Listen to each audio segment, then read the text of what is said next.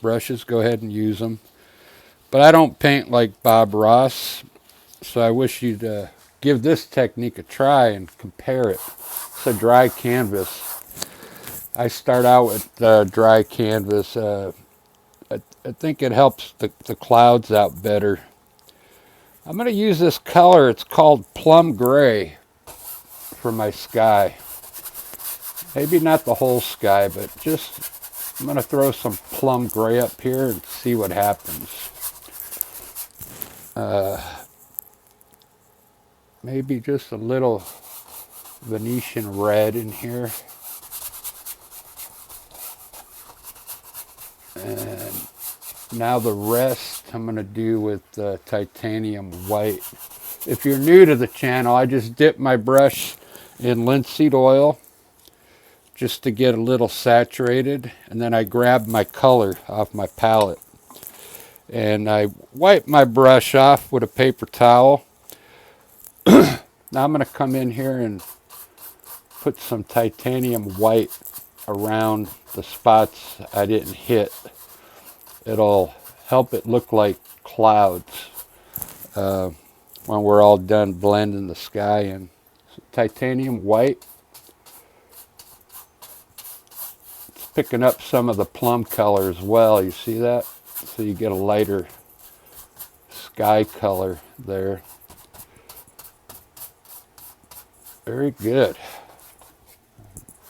Somebody asked me once why I record, vertical like this with the camera. It's because it fits in here perfect. That's why I do it.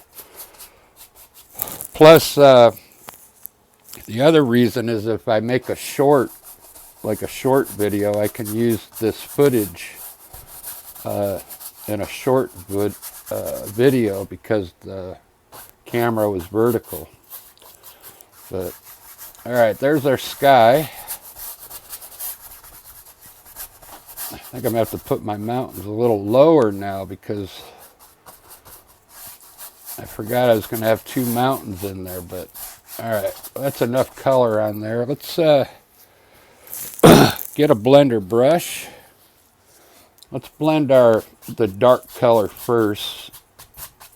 The plum gray that's dark in the middle. And let's blend some of this Venetian red in.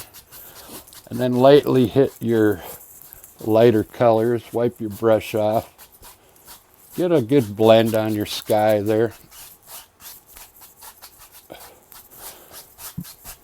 Very good. Looks like a cool sky. Let me see. Yeah, not bad. Different. I'm going to throw some clouds up there right now. I'm going to use a 1-inch chip brush, saturate it with titanium white, linseed oil. I'll probably have a mountain here and here, so I'm going to run a cloud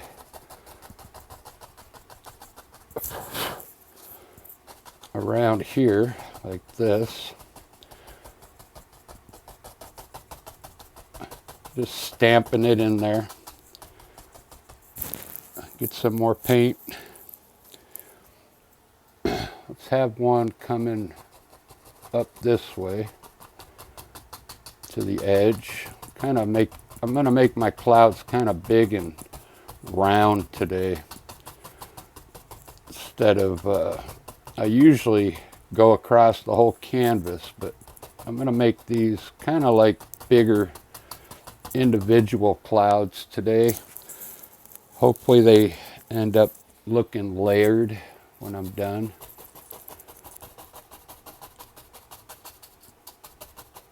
We'll see what happens, but basically I'm just stamping the color in, and I wipe my brush off and try and get it to mix with the color in the sky there.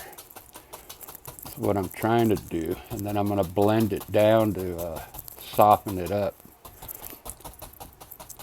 I think that's enough clouds right now.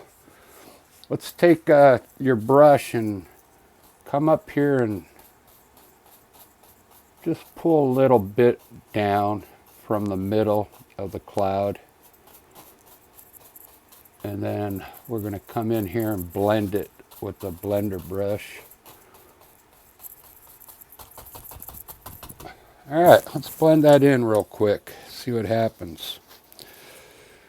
Get a new paper towel. I always keep a paper towel in my left hand to wipe the brushes off. Okay, let's come in here and blend this cloud. Try not to hit the top. You'll notice with this technique, you don't have to be careful. You're not going to blend the cloud away. I've tried the Bob Ross technique. I've had a hard time making clouds with all the wetness of the paint. But with this technique, you can actually come in here and still shape your clouds. They won't go away, but you got to get a blend on it so it softens it up a bit. It also takes the strokes out, your brush strokes. So try not to hit the tops. If you do, I'll show you how to fix it, fix the tops. But just work it lightly, just get a blend on your clouds, and it'll automatically soften it up if you just barely touch it. So I kind of, when you're blending, step back every once in a while and take a look at it and see how it's looking. I think that looks cool. I like the way this dark plum gray looks in here. And I blended it all before I got started, so everything's already blended. Now with your brush, at the very top of your cloud, we want to keep it white up there. So just come in here and stamp the top of your cloud very lightly to define that final edge on the cloud.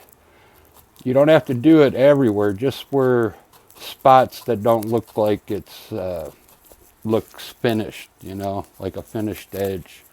Like this cloud looks good to me, so I wouldn't have to stamp all that cloud up there. I like the way the white is showing on the top of that cloud there. So very good. I like it. You can come in here, and I like the way this red is showing through here. Just experiment with different colors in your sky. I brought the color down this far because I want to have something to lay my mountains on, some color.